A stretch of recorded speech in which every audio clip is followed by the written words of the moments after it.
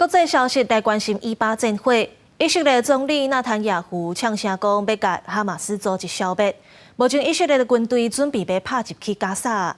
那哈马斯这边讲，因为黎巴嫩射20粒火箭弹，造成以色列的军营伤亡。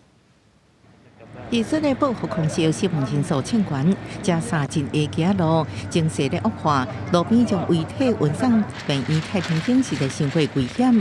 文化部也不满，所以利用冰淇淋车的冷藏设备来应付。 ثلاجات الموتى الموجودة في المستشفى لا تكفي لاستيعاب 10 جثث فقط. ثلاجات آيس كريم نضع فيها جثث الموتى. جثث هائلة مكدسة داخل هذه الثلاجات.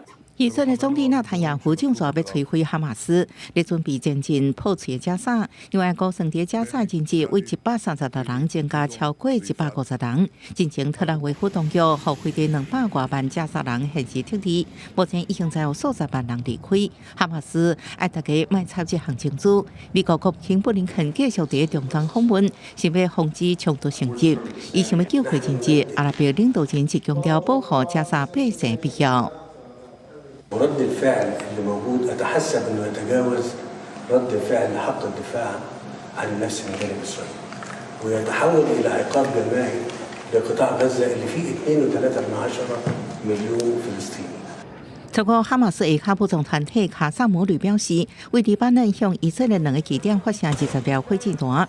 黎巴嫩真主党民兵讲，向以色列北部甲黎巴嫩南部附近一个叫做哈尼泰军营发射飞弹，造成人员伤亡。以色列表示咧对黎巴嫩报复性攻击。联合国维和部队讲，家己伫黎巴嫩南部的总部互一粒火箭弹拍到，同时支持哈马斯甲真主党的伊朗警告以色列，若继续攻击巴勒斯坦人，情势会升级。